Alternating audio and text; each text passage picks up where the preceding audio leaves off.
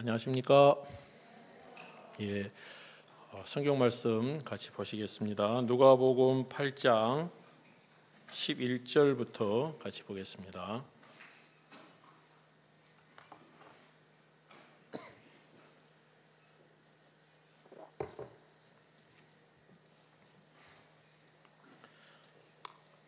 누가복음 8장 11절. 이 비유는 이러하니라. 씨는 하나님의 말씀이요 길가에 있다는 것은 말씀을 들은 자니 이에 마귀가 와서 그들로 믿어 구원을 얻지 못하게 하려고 말씀을 그 마음에서 빼앗는 것이요 바위에 있다는 것은 말씀을 들을 때에 기쁨으로 받으나 뿌리가 없어 잠깐 믿다가 시험을 받을 때에 배반하는 자요 가시떨기에 떨어졌다는 것은 말씀을 들은 자니 지내는 중 이 생의 염려와 재리와 일락의 기운이 막혀 온전히 결실치 못하는 자요 좋은 땅에 있다는 것은 착하고 좋은 마음으로 말씀을 듣고 지키어 인내로 결실하는 자니라. 15절까지 읽었습니다. 우리가 살면서 사람들하고 같이 지내죠. 혼자 지내지 않잖아요. 여러분들은 누구랑 같이 있기를 원합니까? 맨 짜증이나 내고 불평하고 여러분 속 긁고 그런 사람하고 같이 있고 싶은 사람 없겠죠. 예. 나를 편안하게 해주고 또 내가 어려울 때 내 마음에 힘이 돼주고 그늘이 돼서 내가 안식할 수 있는 사람이 옆에 있으면 그 사람하고 같이 지내고 싶을 거 아닙니까? 이곳에 오면은 이제 밖에 나가셔가지고 식사도 하시고 그럴 텐데 여러분 속 긁는 사람, 쳐다보기도 쉽지 않은 사람하고 같이 가서 식사하려고 하는 사람 없을 거예요. 이 강릉에 또 커피가 유명한데 또 커피숍에 가갖고 앉아가지고 수다도 떨면 마음에 맞는 사람하고 이야기하려고 하지. 그죠? 예. 내 옆에 누가 있는지가 참 중요한 것 같아요. 저는 저만 알고 살아가지고 나만 중요하다고 생각했는데 내 옆에 있는 사람들이 중요하더라고요. 왜냐하면 우리는 얼마든지 실족할 수 있거든요. 그죠? 내가 좋을 때는 믿음으로 나가서 힘있게 인생을 행복하게 산다고 생각할 수 있지만 또 살다 보면 내가 예상치 못한 문제를 만나서 어렵고 힘들고 그런단 말입니다. 이제 그때 나에게 힘이 돼줘야 되거든요. 그래서 이제 제 성경 말씀은 아닌데 제 이제 살면서 일하면서 우리 사역자님과 같이 지내면서 제가 만들어낸 내 모토가 있어요.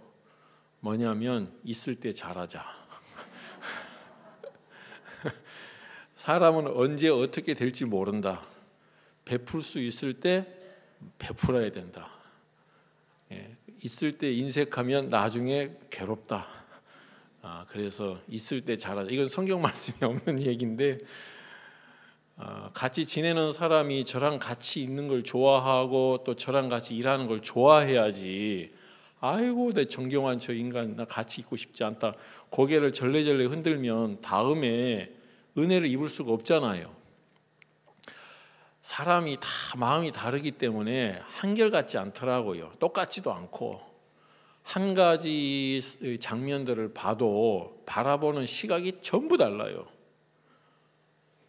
여러분 뭐 어디 가가지고 그림이 이게 쭉 걸려 있는 걸 보시면 여러분 어떤 생각을 하십니까? 그림이 쫙 걸려 있는 거, 그림이 걸려 있잖아요. 그래서 그림을 이제 감상을 해요. 우리 교회에 미대 나오신 분이 있는데 무슨 그림이 좋은 그림이야 했더니 일단은 이 색감이 좋아야 된다 하더라고요. 밝고 화사하고 색감이 중요하다고. 근데 뭐 저는 봐도 뭐 잘 모르겠어요. 여러분 그림을 보면 어떤 생각이 드시는지 모르겠습니다. 다 다르죠, 그죠? 예, 저는 그림이 이게 쭉 걸려 있잖아요. 그러면 제일 먼저 생각하는 게 뭐냐? 저게 얼마짜리일까? 그러니까 다 생각이 다르죠. 그러니까 서로 같지 않아요. 부딪히고 이제 성경을 보니까 이제 여러 사람이 나오는데 두 종류의 사람들을 하나님이 이렇게 택해서 우리에게 보여주시더라고요. 이제 우리 성경에 보면 사울이 있고 다윗이 있어요. 우리 성도 여러분께서 잘 아실 텐데, 이제 사람이 이제 좋을 때는 이렇게 말씀을 이렇게 편안하게 앉아서 듣고 여러분의 삶이 괜찮고 할 때는 말씀을 들으면 다 그렇게 살 수 있을 것 같은 생각을 해요. 그리고 내가 그런 말씀의 인도를 받는 경지에 이를 것처럼 생각을 하거든요. 그런데 실질적인 삶을 딱 들어가고 형편을 부딪혀 보면 그 사람의 본 실력이 나타나는 거예요. 그때는 이제 속일 수가 없지요. 형편 앞에 내 마음에 있는 것이 드러날 수밖에 없으니까. 자, 사울이 어려움을 당했을 때, 다윗이 어려움을 당했을 때 그 마음 밑바닥에 뭐가 있는지 다 드러나더라고요. 이 다윗 왕이 아들 압살롬에게 배반을 당해가지고 이제 반역을 했죠. 압살롬이. 그래서 쫓겨 나갈 때 사람들이 다윗을 향하여 어떤 마음을 가졌겠습니까? 다 등을 돌렸겠지요. 그리고 이제 비참한 마음을 가지고 이제 피난길에 가는데 그 시므이가 나와가지고 막 저주하잖아요. 여러분이 그 입장에 있으면 어떻게 되겠습니까? 그죠? 저 같으면 그냥 안 놔두죠. 옆에 있는 신하가 저 죽은 개가 왕을 저주하는데 가서 칼로 칠까요? 하고 이야기할 때 저는 어떻게 말하겠어요? 내가 그걸 말해야 되냐? 그죠? 알아서 해야지. 그잖아요? 예.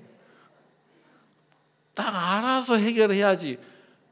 그걸 굳이 말을 해? 이제 이런 이제 마음이거든요. 근데 다윗은 내버려 두라는 거예요. 하나님이 시므이를 통해서 다윗을 저주하라고 하시는데 내가 그 소리 들어야 되지 않냐? 여러분, 이게 그냥 절대 쉽지 않아요. 그죠?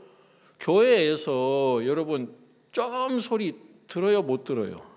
예, 나에 대해서 좋은 이야기를 해줘도 듣기 쉽지 않거든요. 그런데 지금 그거하고는 상황이 다르잖아요. 내 인생에 있어서 가장 어렵고 비참한 그런 시기인데 그때 거기다가 완전히 그저 죽으라고 더 그냥 칼을 찔러대는 식으로 이야기를 하는 소리를 들을 때 어떻게 했어요? 울분이 그죠? 솟구쳐가지고 가만히 있지 못할 건데, 다윗은 하나님 마음을 가지고 있더라고요. 그 마음이 요동치 않는 거예요. 사울은 신하들을 불러다가 뭐라고 이야기했느냐면, 야, 이새의 아들이 너희들한테 자리도 주고 먹을 것도 주고 그러냐?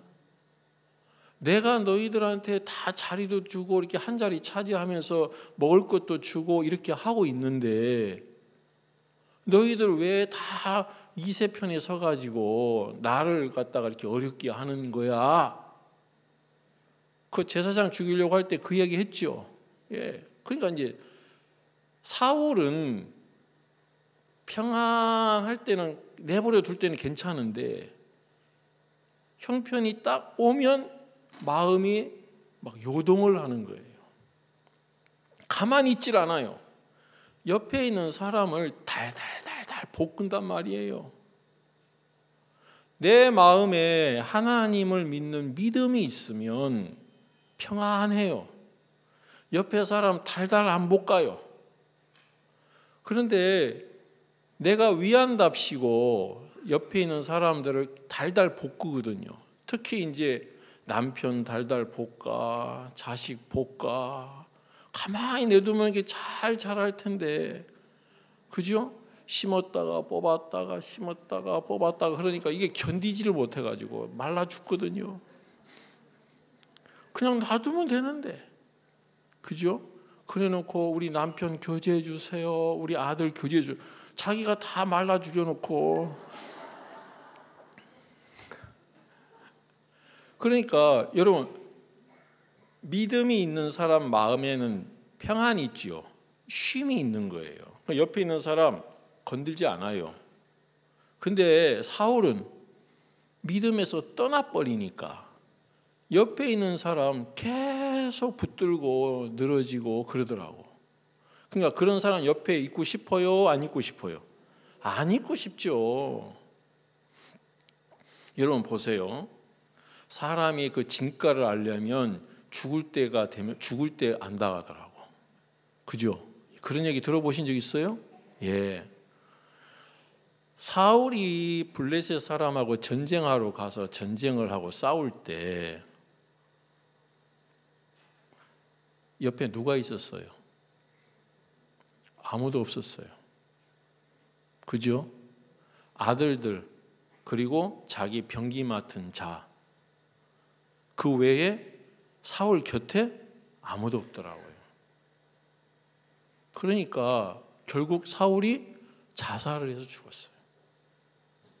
얼마나 비참해요. 그 사람이 어떻게 살았는지 그 결과가 하나님의 말씀에 나와 있어요. 자, 여러분 우리가 어려울 때 옆에 내 주위에 누가 있어요? 한번 생각해 보세요. 나를 도와주고 나와 함께 해주고 마음을 같이 할 수 있는 사람. 그건 내가 만드는 거거든요. 내가 계속 달달 볶으면 아무도 없어요. 사울처럼.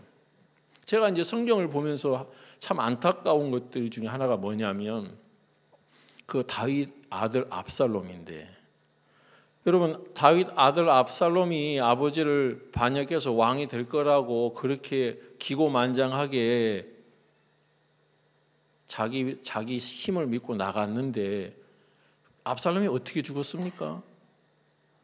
노새 타고 도망가다가 머리카락이 길어서 상수리 나무에 걸려갖고 대롱대롱 달렸지요. 압살롬 옆에 그 머리에 상수리 나무에 대롱대롱 달렸을 때 그 머리카락 잘라줄 사람 한 사람이 없었어요. 그 머리카락 쫙 잘라주면 도망갈 거 아닙니까?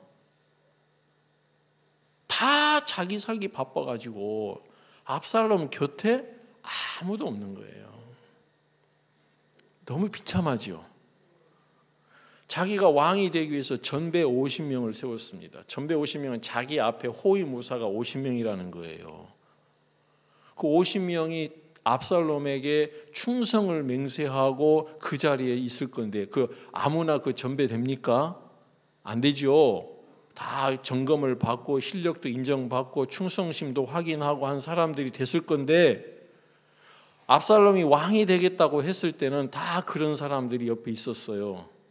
그런데 어려운 형편이 딱 닥치니까 그 50명 어디 갔어요? 아무도 없더라고. 아무도 없어요. 여러분 우리는 얼마든지 잘못될 수 있어요. 왜냐하면 이 생각이라는 것이 좋을 때는 좋은데 내 마음에 어떤 생각 하나가 딱 들어오면 그 생각이 여러분 마음을 급격하게 강팍하게도 할 수 있고 그 생각이 여러분의 마음을 굉장히 어렵게 할 수 있어요. 그렇죠? 예. 제가 예전에 사역을 하면서 이제 우리 형제님들과 같이 야외에서 이제 우리 형제님들과 같이 모임을 가졌어요. 고기 구워 먹고 이제 옛날 얘기인데 고기 구워 먹고 좋았는데 전화가 왔어요. 핸드폰으로. 제가 이제 서울에서 이제 사역을 할 때인데요. 전화가 왔는데 제 아들이 중학교 다니는데 우리 아들 그 학교에서 전화가 왔어요. 제 아들이 학교에서 놀다가 머리를 부딪혀서 쓰러져 가지고 지금 이렇게 있다고. 고기만 나요? 안 나요. 응? 뭐 아들이 어떻게 됐든지 말든지 고기 맛있다고 먹을 수 있어요? 안 되죠. 지금 거기 가평인가 어디로 놀러 갔었는데 거기 좋은데 물가에 많이 하고 가재도 잡는다 하고 옛날 생각하면서 이렇게 놀라고 폼 잡고 이제 고기 막 이제 먹고 있는데 그 전화가 딱 왔어요. 바로 접었어요. 그리고 예? 여러분 아버지 마음이 그렇지요. 우리가 여러분 내 마음 절대 장담 못해요. 어떤 안 좋은 소식이 들린다든지 내 마음에 어려운 소식이 들리면 마음이 급격하게 나빠질 수 있어요. 근데 이제 그걸 대부분 사람들은 혼자서 정리하고 해결하려고 해요. 절대 안 돼요. 그때 내 옆에 그 내 어려운 마음을 건져줄 수 있는 믿음의 사람이 있어야 되거든. 나랑 같이 마음을 함께 해준 그 사람하고, 그러니까 이제 우리가 뭐 여러 가지로 신앙을 이야기할 수 있지만 저는 오늘 아침에 그 부분에 좀 이야기하고 싶은 거예요. 우리가 이제 교회 안에서 다 이게 봉사하시고 헌금하시고 지금 여기 다 휴가 내셔가지고 어려운 걸음으로 이 수양회까지 오셨잖아요. 여기 앉아 있는 분 대단한 분들이거든요. 그죠? 예. 그런데 그렇죠? 그런데 이게 중요한 게 아니라는 거죠. 다 나름대로 신앙을 하지만 내가 우리 교회에서 도움을 입고 사는 사람이 있나? 나를 도와주는 사람이 있나? 나랑 같이 하고 싶어하는 사람들이 있나? 아니면 일은 하는데 교회에서 멋들어지게 간증도 하는데 나랑 같이 할 수 있는 사람이 없고 나를 도와줄 사람이 없다면 서글프잖아요. 그죠? 그런 마음이 들더라고요. 야, 내 주위에 내가 누구랑 같이 있냐? 그건 내가 결정하고 사는 거예요. 내가. 많은 모양들을 내야 되는 건 아니더라고요. 자, 이제 이런 부분에 좀 이야기를 좀 하겠습니다.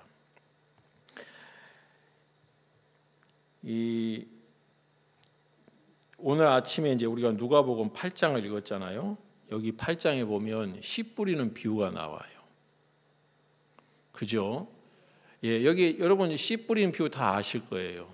네 종류의 밭이 나오는데 이제 이 누가복음에서는 네 종류의 밭을 뭐라고 얘기하냐면 12절에 길가, 그다음에 13절에 바위, 그다음에 14절에 가시떨기, 15절에 좋은 땅 이렇게 표현을 했습니다. 네 종류의 밭이 나오는데 세 밭은 결실하지 못했어요. 그렇죠? 그런데 마지막 좋은 땅은 결실을 했단 말입니다. 자, 그러면 이제 결실하지 못하는 밭과 결실한 밭에 대해서 이제 이야기를 하려고 해요. 자, 이 말씀을 이제 나누기 전에 잠깐 다른 말씀 좀 같이 이야기해 보겠습니다. 우리 사사기 한번 찾아볼게요. 6장입니다. 사사기 6장.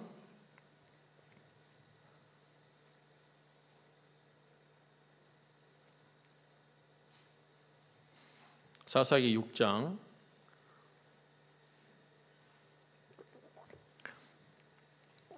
예, 우리 성경을 찾아보겠습니다. 6장 12절 한번 보겠습니다. 여호와의 사자가 기드온에게 나타나 이르되 큰 용사여 여호와께서 너와 함께 계시도다. 기드온이 그에게 대답하되 나의 주여 여호와께서 우리와 함께 계시면 어찌하여 이 모든 일이 우리에게 미쳤나이까? 또 우리 열조가 일찍 우리에게 이르기를 여호와께서 우리를 애굽에서 나오게 하신 것이 아니냐 한 그 모든 이적이 어디 있나이까? 이제 여호와께서 우리를 버리사 미디안의 손에 붙이셨나이다. 지금 하나님이 기드온에게 말씀을 하실 때 큰 용사라고 했습니다. 근데 지금 기드온은 어떤 처지에 있냐면 미디안을 두려워해서 숨어가지고 지금 타작을 하고 있는 처지입니다. 겁쟁입니다. 이런 겁쟁이고 믿음도 없는 기드온에게 하나님이 큰 용사여 하고 이야기하니까 얼뚜당토하는 이야기죠. 기드온이 봤을 때는. 그러니까 기드온이 말을 합니다. 내가 무슨 큰 용사입니까? 그리고 하나님에 대하여 불평을 이렇게 쏟아놓습니다. 그러면서 뭐라고 이야기합니까? 하나님이 우리를 돕는다고 했고 옛날에 이렇게 큰 이적을 베풀어서 우리가 이렇게 여기 가나안 땅에 와서 살았는데 그렇게 우리를 도왔던 그 하나님의 이적이 지금 어디에 있습니까? 우리 지금 다 어렵게 힘들게 살고 있습니다. 하나님에 대해서 완전히 불신적인 이야기를 지금 하고 있습니다. 제가 이제 생각을 하는 거예요. 야, 기도원, 예? 내가 너보고 큰 용사라고 하잖아. 그러면 너 큰 용사야. 큰 용사니까 내가 큰 용사라고 하는 거지. 말도 안 되는 소리 하지 마세요. 내가 무슨 큰 용사예요. 나 큰 용사 아니에요. 그리고 하나님 우리 도와요? 돕지도 않으면서 그런 소리 하고 있어요. 지금 하나님하고 의견 차이가 있는 거예요. 여러분 같으면 이 기도원 같은 사람, 내가 너를 좀 쓰려고, 내가 너를 불러서 좀 이끌려고 하고, 내가 하나님이거든, 하나님이라고. 너 근데 나를 이렇게 못 믿고 그러면 나 안 되겠다. 너 알았어. 너 그냥 계속 그냥 포도주 틀에서 이제 타작이나 하고 있어라. 저는 진작에 버렸을 것 같아요. 제가 예전에 이제 뉴질랜드에 선교를 했을 때 이제 한국 교회에서 선교비를 보내줘가지고 선교비를 이렇게 풍성하게 보내주는 게 아니고 집세 내면 끝이에요. 예, 그죠? 나머지는 이제 우리가 그 은혜를 살아야 되는데 그때 당시에 선교비를 받고 이제 생활을 했는데. 그 일주일 단위로 집세를 내는데 일주일에 헌금이 $30, $20 이렇게 나왔을 때예요. 근데 저보고 선교비를 끊는 게 어떠냐고 그러시더라고. 그래서 제가 나 죽여라 내가 속으로 그랬어요. 여기에서 선교비 끊으면 나 죽는다. 아니 지금 일주일에 필요한 돈이 한 $600 정도 필요해요. 집세가 $430에다가 뭐 먹고 살려면. 근데 지금 $30 많이 나와야지 기분 좋을 때 $50 나오는데 이런 상황에서 선교비를 끊으면 어떻게 돼요? 죽으라는 거지. 그런 마음이 들어서 어렵습니다 내가 그랬죠. 응? 그랬더니 그래도 이제 많이 받았는데 이제 믿음으로 이제 살아야 되지 않겠냐고 이게 압박이 들어왔어요. 선교사니까 내가 믿음으로 선교비 끊고 이렇게 하나님 의지해서 살겠습니다. 이래야 되는데 저는 안 그랬거든요. 저는 어떻게 하든지 그냥 이렇게 형편에 의하여 살려고 했는데 이제 교회에서 저에게 믿음으로 살 수밖에 없도록 이렇게 들어오니까 계속 거절할 수가 없더라고. 그냥 믿음이 아니고 어쩔 수 없이 알았다고 선교비 끊겠다 하니까 정영환 목사 이제 믿음을 가지고 이제 한다고 막 그러시더라고. 아이고 나 이제 죽었어 이제. 나 이제 거기는요 일주일 집세를 안 나잖아요. 그러면 바로 경고가 들어와요. 그리고 2주째 안 들어오면 바로 쫓겨나요. 뭐 사정 안 봐줍니다. 그러니까 이제 그 선교비 끊고 이제 쫓겨나는 생각만 하는 거예요. 저는 그러니까 쫓겨나게 생겼으니까 기도가 저절로 되더라고. 그때 당시에는 일주일 내내 기도한 것 같아요. 아이고 하나님 이제 죽겠습니다 이제. 아이고 하나님 뭐 구체적인 기도도 안 나와. 예? 그냥 아이고 하나님. 그래서 일주일이 돼서 이제 일요일 되고 헌금을 하는데 이제 헌금을 하잖아요. 이제 뒤에서 헌금 알아서 하니까 온통 관심은 헌금 얼마 했을까? 헌금 얼마 했을까? 이제 성도들이 다 이제 저희 돌아가기를 기다렸다가 이제 헌금함에 가서 떨리는 마음으로 이제 주여 하면서 이제 헌금함을 열어보는 거죠. 근데 집세 낼 돈이 나왔어요. 아이고 하나님 감사합니다.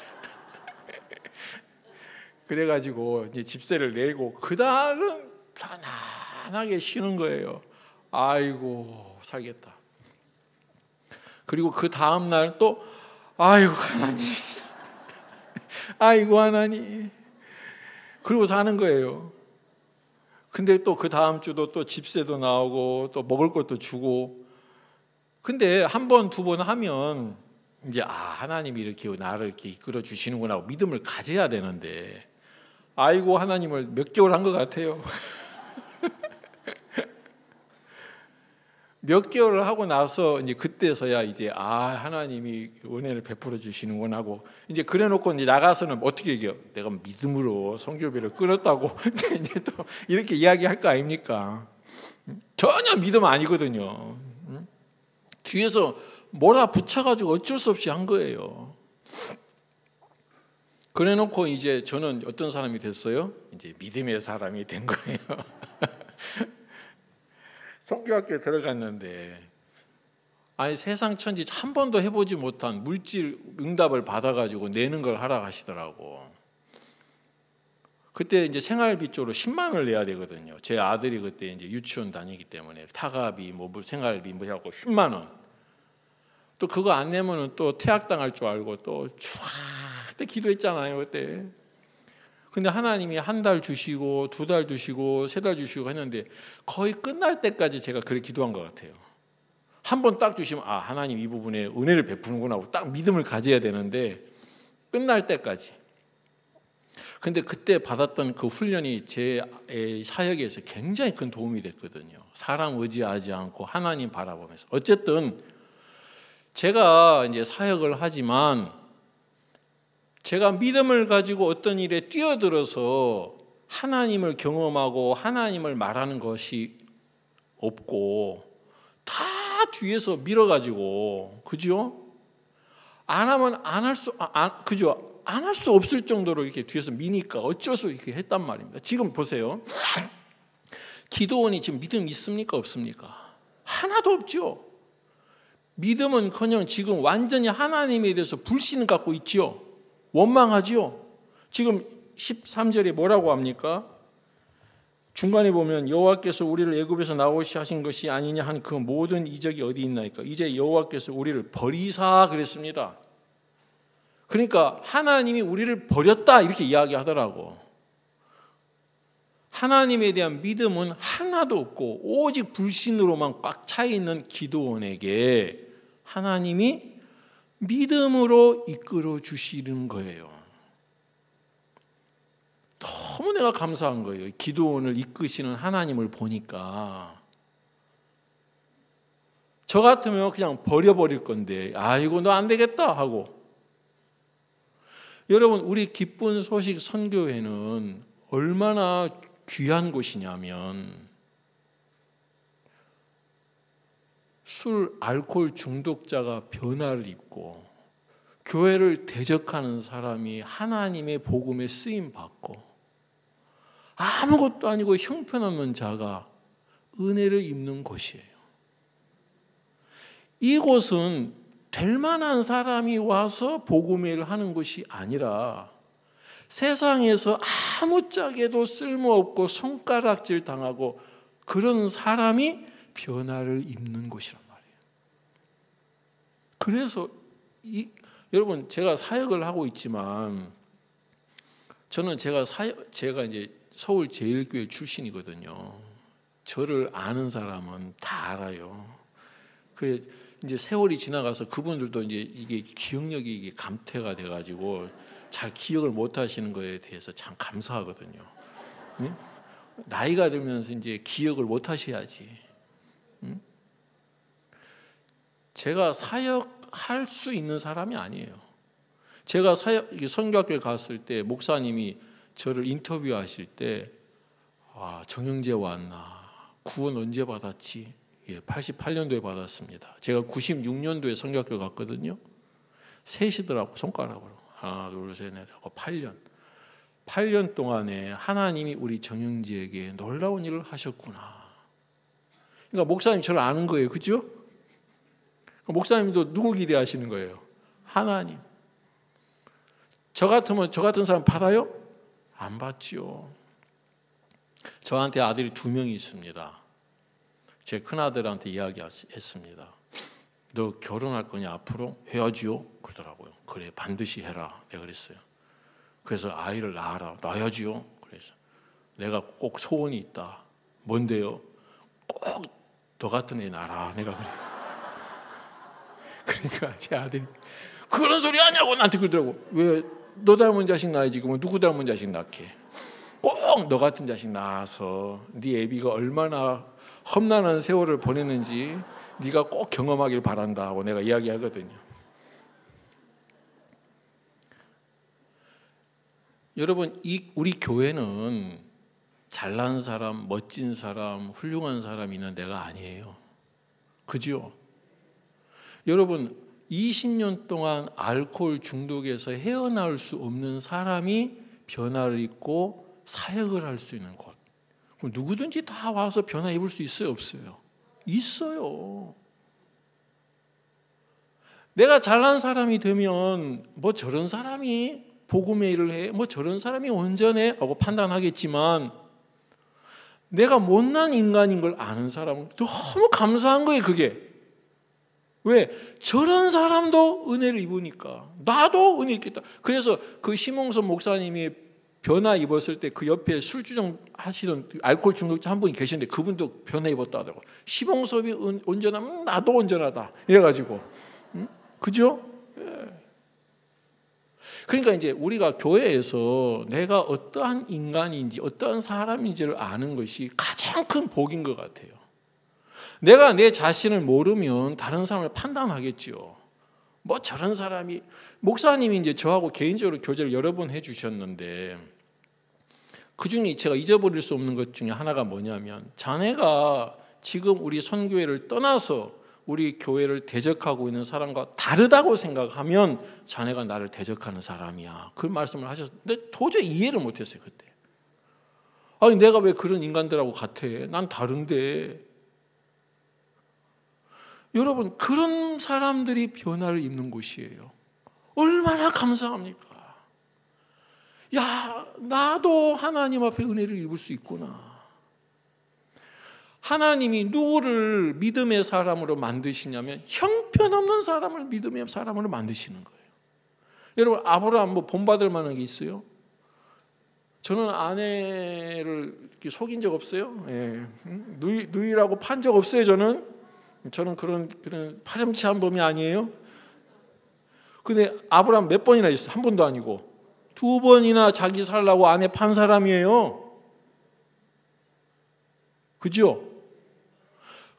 근데 그 아브라함을 뭐라고 해요?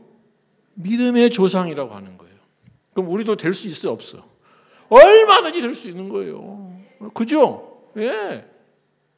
성경에서 훌륭한 사람들 믿음의 조상이라 하면 우리는 다 죽어야 돼요. 어디다가 뭐 말을 붙일 거예요. 그죠? 저도요, 성교학교 갈 때는 아무것도 아닌 사람이라 하고 나 같은 사람 받아주니까 감사하다고 갔단 말입니다. 그러고 나서 은혜를 입어서 선교도 하고 사역도 하고 보니까 제가 잘난 사람이 돼 있더라고요. 내가 잘난 사람이 돼 있으니까 나도 얼마든지 할 수 있는 마음을 가져요. 허황된 망상에서 산단 말이에요. 내 근본의 위치를 잊어버리고. 우리 교회가 왜 좋아요? 우리 교회는 내 근본을 잊지 않게 해주는 거예요. 왜? 그래야 하나님 앞에 은혜를 입으니까. 왜 내가 남 판단합니까? 왜 내가 남을 미워하지요? 다르다고 생각하니까. 내가 똑같은 인간이라고 생각한다면 위에서 기도하고 마음을 들여서 살펴주고 그러지 않겠어요? 근데 어느새 보니까 나는 잘난 사람이 되니까 다 판단하고 있더라고.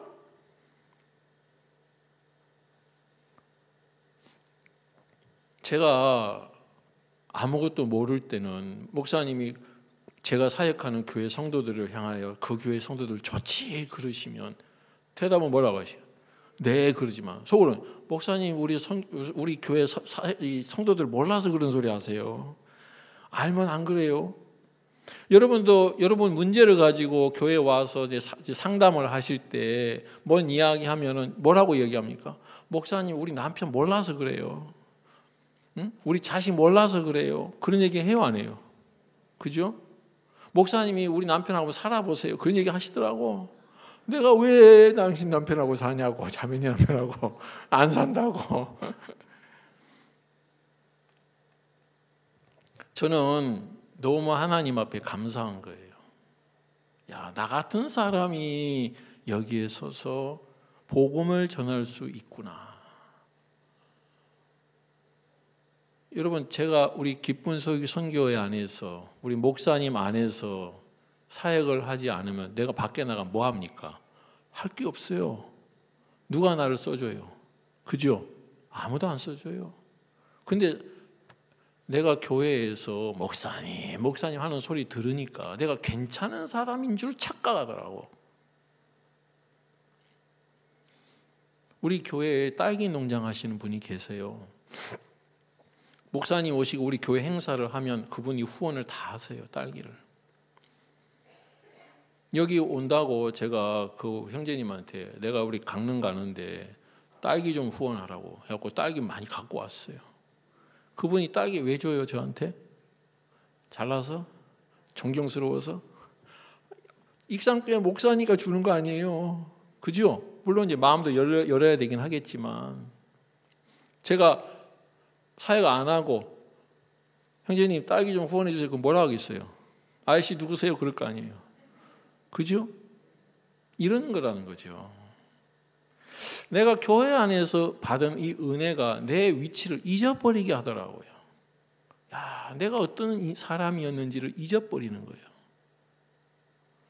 근데 지금 이 기도원 이야기 했습니다만 기도원은 하나님에 대한 믿음이 일절 없는 사람인데 하나님이 기도원에게 나타나시고 또 나타나시고 또 나타나시고 그죠?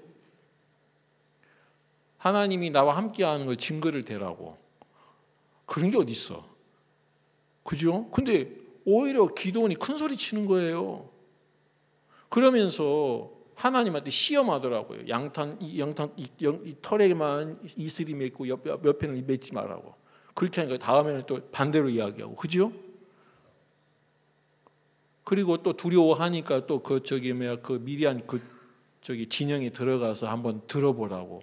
그러니까 그 보초들이 꿈 이야기 하잖아요. 그러면서 믿음이 없는 기도원의 마음에 하나님이 함께 하시고 돕겠다는 마음을 계속 넣어주시더라고. 이 전쟁에 승리했어요. 누가 승리한 겁니까? 하나님이시죠. 예.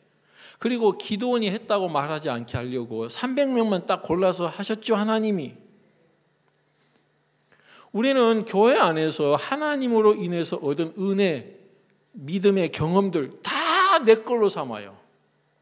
이거 하나님 거예요. 하나님 거. 성도들이 교회에 필요한 돈을 헌금을 합니다. 그거 하나님 거예요. 자기가 드리는다고 생각하더라고요. 그러니까 자기가 뭐 아까워서 안 드린다 하는 사람도 있고 뭐 그런 분들도 계시는데 하나님이 안 받는 거예요. 하나님이 받아야지요. 다 이거 하나님 건데. 이제 그런 개념을 가지고 살면 얼마나 행복하겠습니까? 그죠? 얼마나 행복하겠어요. 여기 밭의 종류가 4종류가 나온다고 말씀을 드렸어요. 왜 3종류의 밭은 결실하지 못합니까? 이유가 있어요. 그냥 결실하지 못하는 게 아니에요. 이유가 있다고요. 너 왜 열매를 맺지 못했어? 하고 물어보면 아니 내가 길가인데 길가에다가 씨 뿌리는 인간이 어딨냐? 거기다 뿌리면 당연히 열매가 안 열리지. 생각을 해봐. 그러네. 정신 좀 차려. 길가에다가 뿌리는데 어딨어? 자기 조건에 대해서 이야기해요, 안 해요? 하죠. 너 왜 열매를 못 얻냐? 정말 너 바보다. 바위에다가 씨를 뿌린 사람이 어디 있냐? 여기 다시 돌아가 보십시다. 저기 누가복음 8장에 보면 13절에 두 번째 밭이 뭐입니까? 바위 위에 있다는 것은 그랬죠. 여러분 씨를 뿌릴 때 바위에다가 뿌린 사람 있어요? 없지요? 없어요. 그러면 이야기할 거 아닙니까? 너 왜 열매를 맺지 못했어? 너도 한심한 인간이야. 바위에다가 씨를 뿌리는 인간이 어딨냐? 바위에다가 씨를 뿌리고 왜 열매 없어? 말하면은 말이 돼? 당연히 없지? 자, 지금 길가밭, 바위, 가시밭 여기에는 씨를 뿌려도 결실할 수 없는 조건이 있습니다. 그러니까 그 조건을 당연하게 여기면서 말하지 않습니까? 중요한 것은 하나님이 보실 때 열매를 맺었냐 못 맺었냐는 거예요. 왜요? 열매를 맺을 수 있기 때문에 하나님이 씨를 주셨다는 거예요. 근데 우리가 생각할 때는 이런 조건이 있기 때문에 나는 열매를 맺을 수 없어 하고 이야기한다는 거죠. 그런데 그 조건이 있는 걸 하나님은 아신다는 거예요. 근데 거기다가 왜 하나님이 말씀을 주시냐? 이 말씀은 얼마든지 그 조건을 깨트려서 부서뜨려서 열매를 맺을 수 있기 때문이에요. 근데 우리는 뭐가 더 크냐? 내가 열매를 맺을 수 없는 조건이 더 큰 거예요. 난 이런데 어떻게? 그죠? 왜 그렇게 말을 하지요? 왜 그렇게 말을 하지요? 여러분, 제가 처음에 서두에 우리가 누구랑 같이 있기를 원하느냐고 여러분에게 말씀을 드렸습니다. 우리가 교회 안에서 신앙을 여러분들 이 자리에 앉아 계신 분들은 최하 10년, 20년, 30년, 40년 하신 분들일 거예요. 얼마나 많은 하나님의 역사를 종을 통해서 봤습니까? 목사님이 믿음을 향해서 우리에게 말씀하신 것 하나라도 안 된 게 있습니까? 다 됐지. 그죠? 예, 하나님의 뜻에 의하여 목사님이 발걸음을 내리셨고 그 일을 하나님이 다 이루셨습니다. 그거 우리가 다 경험하고 보면서도 우리는 무슨 이야기를 합니까? 나는 바위야. 나는 가시야. 나는 길가야. 그래서 안 돼. 계속 그런 형편의 이야기를 하는 거죠. 왜요? 안 믿으니까. 다 자기를 두고서 신앙을 하는 거예요. 여러분이 어려울 때 그 어려움에서 벗어나려면 여러분의 개인의 어떤 신앙의 믿음으로 거기서 벗어나야 되는 것이 아니고 반드시 누군가가 여러분을 건져줘야 됩니다. 그렇죠? 그때 그분을 믿어야 돼요. 근데 좋을 때는 다 믿는다고 얘기해요. 그런데 마음이 어려울 때, 내 오름하고 부딪힐 때는 보통 대부분의 사람들은 자기 편에 서서 결정을 합니다. 그러니까 구원을 못 받는 거예요. 누구 편에 서야 되냐? 하나님 편에 서야 되는 거예요. 하나님 편에 서려면 내 자신을 부인해야 되거든요. 내가 어떤 인간인지를 알아야 되거든요. 충분히 하나님께서 교회를 통해서 우리에게 모든 것들을 다 알게 해 주셨어요. 이 세월이. 그런데도 마음에 두지 않는 거예요. 우리는 어떤 식이냐면 하나님이 나에게 말씀을 주셨는데 왜 형편이 이래요? 이렇게 이야기해요. 그걸 아무렇지도 않고 당연하게 이야기해요. 하나님이 우리 아들 바뀐다고 말씀했는데 우리 아들 왜 이 모양이에요? 그러니까 하나님이 말씀하시면 내 남편도 바뀌어야 되고 자식도 바뀌어야 되고 형편도 바뀌어야 되는데 아니라는 거죠. 그렇게 말씀을 하시는 분들은 왜 그렇게 이야기하냐? 말씀을 하나도 소중하게 생각하는 사람이 아니에요. 그 사람은 귀한 사람이 아니에요. 자, 꼭 어떤 사람과 같냐면 욥기 말씀 보겠습니다. 욥기 39장에 보면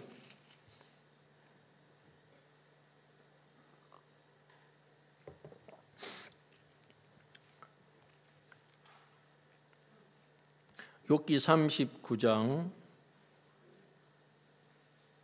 13절 한번 또 보겠습니다. 타조는 즐거이 그 날개를 친다마는 그 깃과 털이 인자를 베푸느냐. 그것이 알을 땅에 버려두어 모래에서 더워지게 하고 발에 깨어질 것이나 들짐승이 밟힐 것을 생각지 아니하고 그 새끼에게 무정함이 제 새끼가 아닌 것처럼 하며 그 구루한 것이 헛되게 될지라도 괴념치 아니하나니 이는 하나님이 내가 지혜를 풍부하지 아니하고 총명을 주지 아니함이니라. 자, 지금 여기 타조가 나옵니다. 타조에 대해서 뭐라고 얘기합니까? 알을 아는데 자기 새끼가 아닌 것처럼 버려둔다는 거죠. 알이 뭐 부화를 하든지 살든지 말든지 자기 새끼가 아닌 것처럼 취급한다고 했습니다. 말씀을 마음에서 소중하게 여기지 않는 사람은 꼭 이와 같다는 생각이 들었어요. 그러니까 이와 같은 마음을 가진 사람은 어떻게 반응한다고요? 말씀이 왜 이래요? 왜 내 자식이 변화가 없어요? 왜 하나님 아직도 내 가정 형편이 이래요? 그걸 계속 말해요. 이 하나님의 말씀이 내 모든 문제를 해결해 줄 수 있는 열쇠인데, 생명인데, 이 말씀이 이 마음에 크지를 않는 거예요. 그러니까 그런 마음을 가진 사람들은 길가밭, 바위밭, 가시밭과 같은 마음을 가진 사람들이에요. 여러분, 우리를 보십시오. 저 자신에 대한 얘기를 잠깐 했습니다만 저는 교회를 위하는 사람이라고 생각을 했어요. 그러니까 할 말이 많더라고. 그리고 사람을 판단을 쉽게 하고. 우리 목사님께서 19살 때 당신의 무익함을 깨닫고 당신의 생각을 부인하고 하나님의 말씀 인도를 받는 말씀을 많이 하시잖아요. 그러니까 당신이 아무것도 아니니까 저와 같은 사람이 교회에서 은혜를 입는 거예요.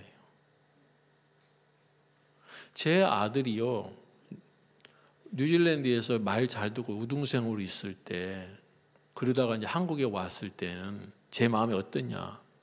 제 아들들이 말도 잘 듣고 공부도 잘하고 하니까 문제가 없어 보였기 때문에 제가 그때 용산교에서 사역을 했을 때 용산교 위에 보면은 용산 공고 남녀 공학이 있는데 거기에 아이들이 교복 입고 학교를 가요.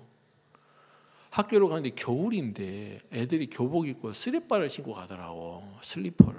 운동화가 아니고. 내가 위에서 그걸 쳐다봤는데 쳐다보면서 어떻게 말했게 속으로 훌륭하다 그랬겠습니까? 아이고 저것들을 엄마가 낳고 미역국을 먹었을 거야. 아이고 저 한심한 인간들. 아니 학교를 갔는데 슬리퍼를 질질 끌고 다니네. 공부는 하겠다. 아이고 참 이랬거든요. 근데 제 아들이 문제가 일어나가지고 학교 안 나고 도망 다니고 집 나가고 막 하니까 나중에 제가 그 아이들 보고 훌륭한 아이들이다. 정말 훌륭. 교복 입고 학교만 가도 훌륭하다. 내가 그래 바뀌더라고.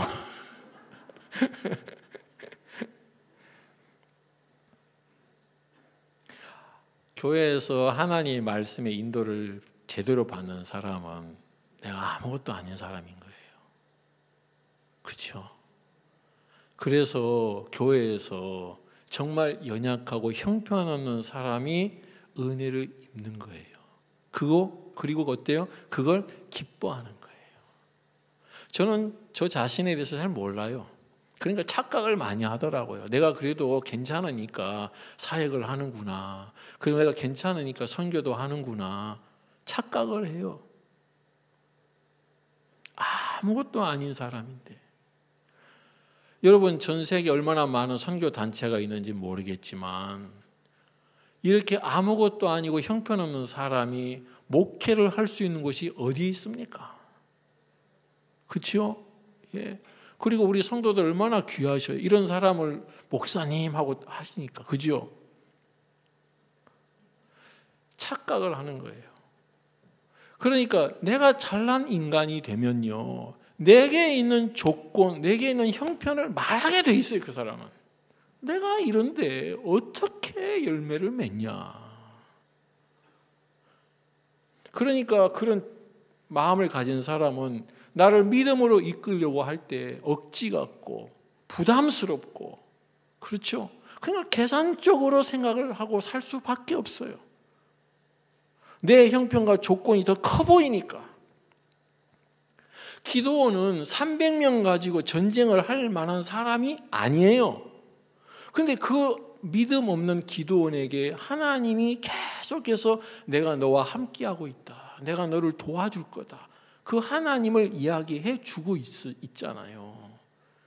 그 하나님이 그 마음에 연결이 되니까 자기를 잊고 전쟁을 하고 또 끝까지 추적을 해서 선멸을 하더라고. 그죠? 예. 우리 교회에 일이 많습니다. 저도 은혜를 입어서 이스라엘에 가서 행사도 준비하고 또 장관 보름도 하고 많은 일들을 합니다. 목사님이 하나하나 가르치시거든요. 그걸 배워서 하나하나 은혜를 입어서 나아가는데, 그렇죠? 그러니까 우리 성도 여러분들께서 한번 생각을 해보세요. 내가 어떤 인생을 살아야 되는가? 내 옆에 누가 있는가? 우리 선교회 안에 있으면서 제가 저뿐만 아니라 여러분이 누릴 수 있는 가장 큰 혜택이 뭔지 아십니까? 제 생각은 그래요. 여러분 동의하는지 모르겠지만 믿음입니다. 소망이에요. 여러분 마음에 소망을 어떻게 만들어내요? 내가 무슨 일을 만나도 하나님이 나와 함께 하시고 이 일을 도와주실 것이다, 이 마음을 누가 만들어주냐고요? 예? 그죠? 어디서 얻어요, 이걸? 어디서? 예. 그죠? 이게 가장 중요한 거예요.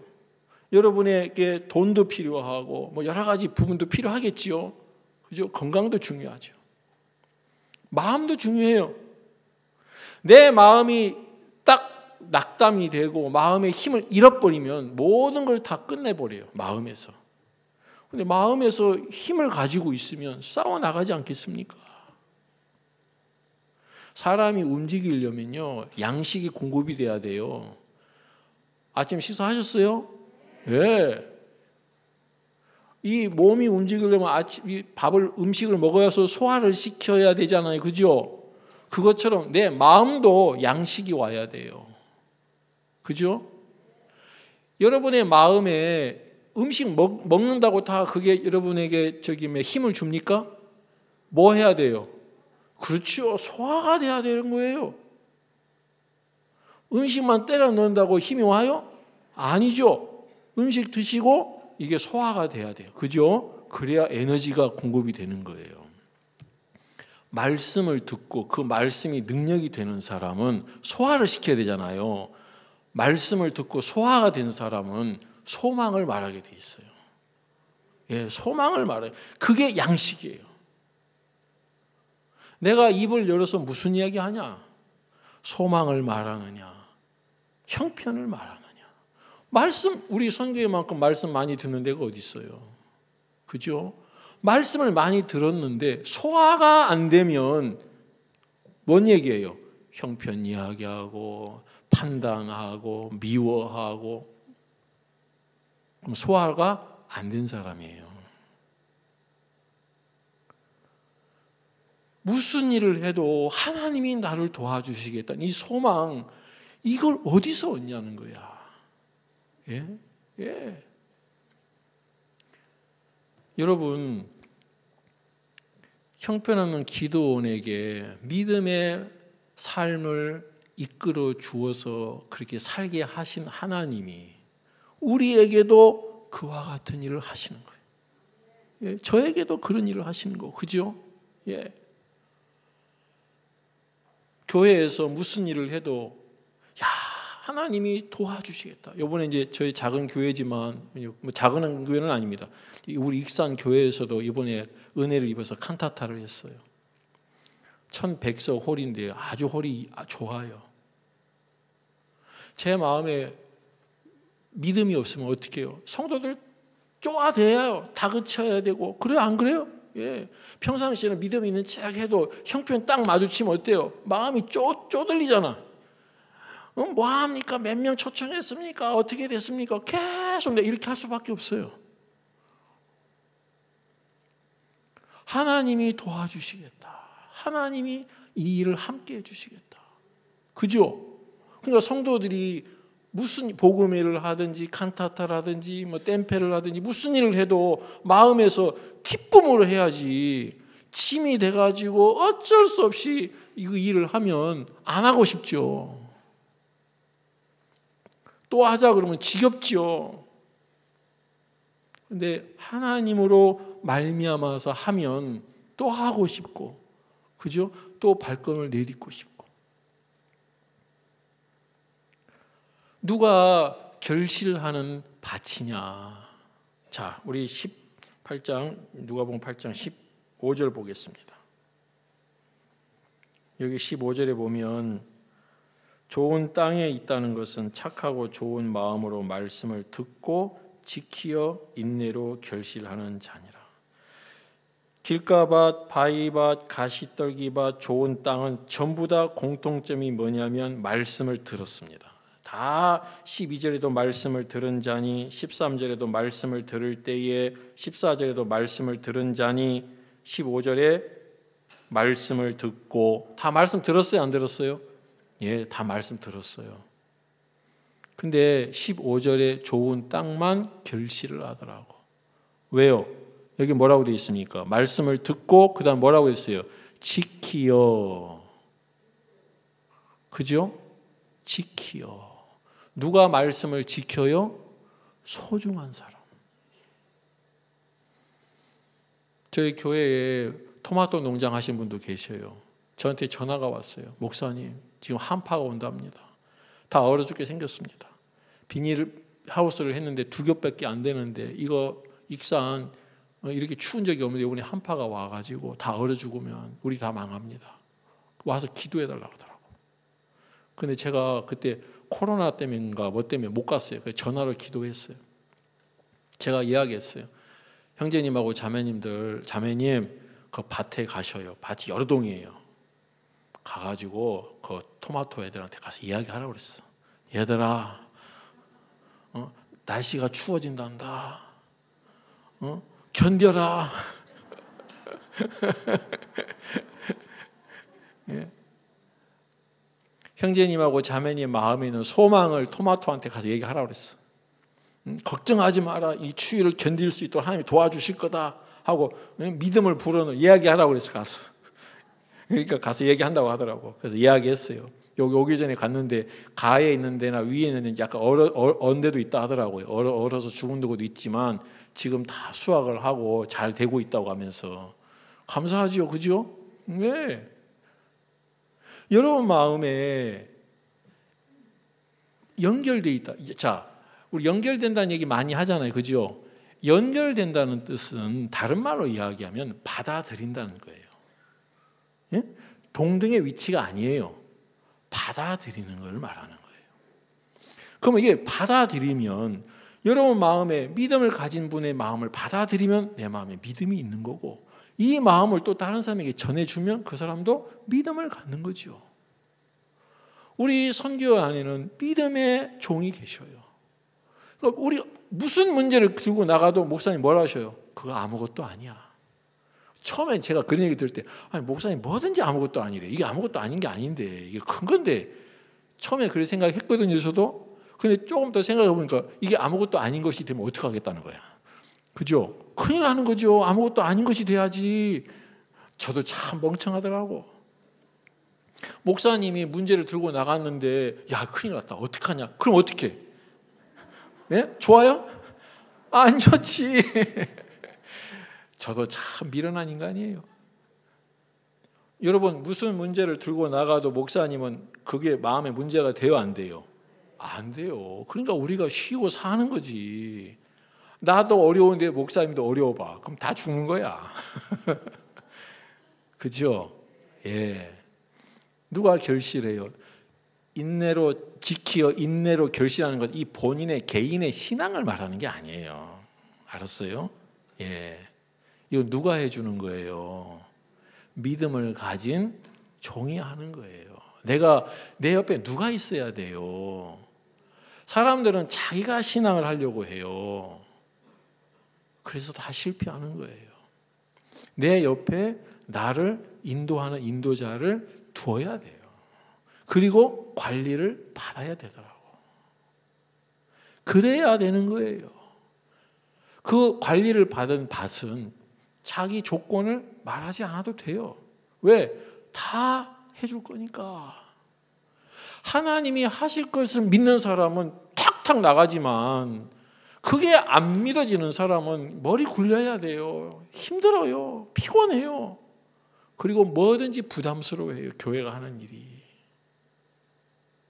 여러분, 교회 일을 하든 안 하든 여러분 자유입니다. 그렇지만 어떻게 해야 여러분의 믿음을 배웁니까?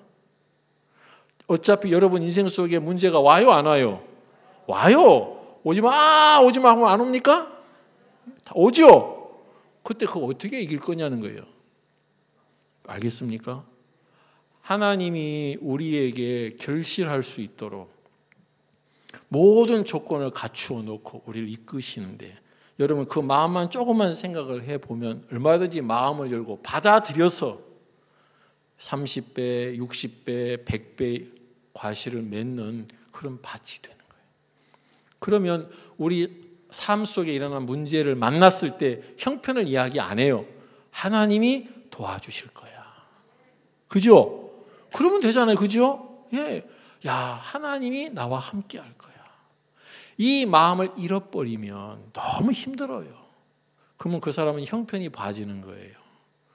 내가 할 수도 없는데 어떻게 하겠다는 거예요.